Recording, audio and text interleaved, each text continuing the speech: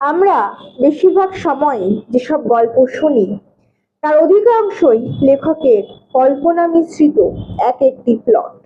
কিন্তু আজ আমরা যে গল্পটি শুনবো তা একেবারে ভিন্ন রকমের স্বাদ এনে দেবে।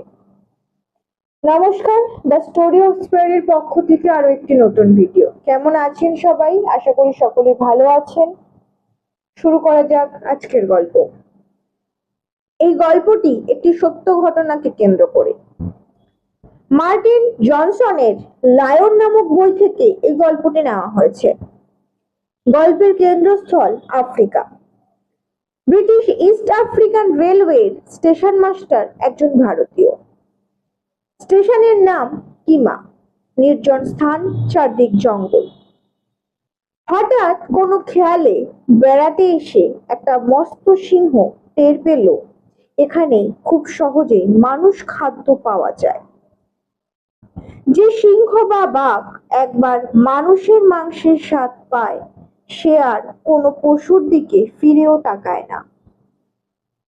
একদিন পশুরাজ এলো স্টেশন ভ্রমণ করতে। এদিকে স্টেশন মাস্টার বিপদ বুঝে ট্রাফিক ম্যানেজারের কাছে একটি চমৎকার টেলিগ্রাফ পাঠালেন। টেলিগ্রাফটি হলো, সিংহ স্টেশনের সাথে যুদ্ধ করছে, শীঘ্রই সৈন্য প্রেরণ করুন। ভারতীয় স্টেশন মাস্টারের এই অপূর্ব টেলিগ্রাফটি আফ্রিকায় আজও অমর হয়ে আছে।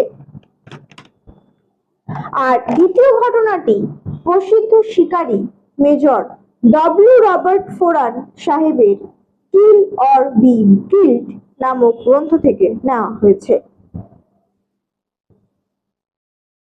কেনিয়ার জঙ্গলে সিম্বা বলে একটি ছোট রেল স্টেশন আছে। সেখানকার স্টেশন মাস্টার ছিলেন একজন ভারতীয়। কেনিয়ার ভাষা সিম্বা। সিম্বা মানে সিংহ। সুতরাং বোঝাই যায় সিম্বা স্টেশনে সিংহের যে অবাধ আধিপত্য। ভারতীয় স্টেশন মাস্টার সিংহের হাত থেকে বাঁচার জন্য স্টেশনে পড়ে থাকা একটা লোহার ট্যাঙ্কে নিজের শয়নকক্ষ বানালেন আর ভাবলেন এই ট্যাঙ্কের ভিতর ভোম্বলের ভাগ্নের মাথাটা আর ঢুকবে না, সুতরাং একটু নিশ্চিন্তে শোয়া যাবে। কিন্তু 4 দিনের দিন সিংহ টের পেয়ে গেল মানুষের গন্ধ। সিংহরাজ সারা রাত যথাসাধ্য পরিশ্রম করেও মানুষ অব্দি পৌঁছাতে পারল না। অগত্যা ভোর হয়ে যাওয়ায় সিংহটি নিজের জঙ্গলে আবার ফিরে গেল। এই ঘটনাটি ঘটেছিল আফ্রিকার পূর্বোক্ত রেলপথ নির্মাণের সময়। আপনারা এতক্ষণ যে গল্পটি শুনলেন, গল্পটির নাম ভোম্বল দাসের ভাগ্নে, লেখক হেমেন্দ্র কুমার রায়। কেমন লাগলো অবশ্যই কমেন্ট করে জানাবেন। ভালো লাগলে লাইক ও শেয়ার করবেন। দেখা হবে আবার অন্য কোনো ভিডিওতে। ধন্যবাদ।